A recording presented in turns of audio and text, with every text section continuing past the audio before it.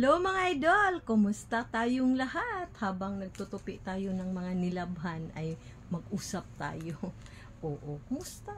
Kumusta ang ating mga gawaing bahay? Pero andyan naman lang ang mga gawaing bahay mga idol. Huwag na lang natin istresin ang ating sarili tungkol sa mga gawaing bahay. Ang pag-usapan natin ngayon ay ang tungkol sa mga bagay-bagay. Oo, mga masyado nating pinagka-aabalahan. Oo, katulad ng minsan pinoproblema pa natin ang mga bagay na hindi dapat problemahin. Katulad ng ano? Katulad ng mga material na bagay. Ano-ano ba ang mga material na bagay na minsan pinoproblema natin? Oo, katulad ng mga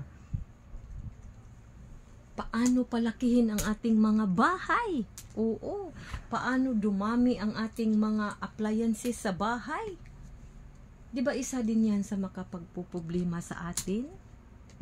Kahit mayroon na tayong television, bibili pa din ng mas malaki. Oo, kahit nagsanda, tambak na ang television sa ating bahay. Bibili pa din kasi taon-taon may mga bagong model na lalabas. Kahit magamit pa ang ating cellphone, bili na naman tayo kasi may bagong model. May bagong stelo ng mga cellphone, may mga bagong labas na gusto natin na makasabay din tayong magkakaroon ng ganyan na mga bago. Ganyan ba tayo mga idol? Kahit na yung television natin ay gumagana pa, pero bibili tayo ng bago kasi mayroong bago doon, nakikita natin sa ating pagmumoling. Katulad ng ating bahay, mayroon ng first floor, second floor na din. Nangungutang para i-improve, i-renovate ang ating bahay kahit na hindi pa siya giba. Pero atin na ipa third floor kasi ang ating mga kapitbahay ay nagpa third floor. Ganyan ba tayo? Okay lang naman yun mga idol, for as long as kaya ng budget natin, o di ba?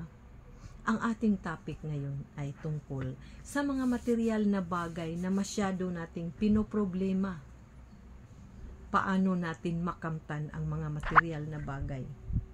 Minsan hindi natin kaya, pero kinakaya, nangungutang, humihingi sa ating mga relatives na nasa ibang bansa na mapera para makamit natin ang mga gusto natin sa buhay na mga material na bagay. Hindi natin alam na ang mga material na bagay ay iiwanan lang yan. Oo. Kasi pagdating ng panahon na kukunin na ng ating Panginoong Diyos ang ating hiram na buhay, wala tayong madadala. Kahit anumang isang bagay, meron tayo. Pati ang ating katawang lupa, hindi natin ito madadala kung saan man tayo dadalhin sa kabilang buhay. Sana matutunan natin mga idol na ang mga bagay na pinoproblema natin sa ating buhay ay mga material na bagay lamang.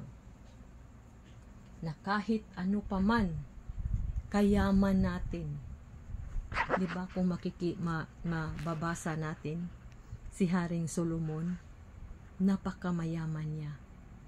Pero naisip niya na lahat ng kayamanan meron siya ay iiwan din pagdating ng panahon. Kaya huwag natin poproblemahin ang mga bagay, mga material na bagay. Ang importante, masaya tayo habang nabubuhay. Kasi pag wala na tayo sa mundong ito, ang mga material na bagay, mga kayamanan natin ay pag-aawayan lang yan ng naiiwan. At lalong-lalo na, ang ating mga kayamanan, mga material na bagay na pinaghihirapan natin, ay iba ang makinabang. That's the reality mga idol. Hindi yan selfishness. kundi iisipin natin na pinoproblema natin makukuha, magather, makulik ang mga kayamanan natin. Pero ang makikinabang ay hindi iyon ang naghihirap. Sana may matutunan tayo sa ating pinag-usapan ngayon na ang mga material na bagay ay lumilipas lang. Ang importante, nag-serve tayo sa Panginoong Diyos, ginawa natin ang ating tungkulin para sa Panginoong Diyos. At yung mga kapwa nga talagang nangangailangan ng tulong ay magbigay din tayo ng naaayon sa ating kalooban. Maraming salamat po at mag-ingat tayong lahat.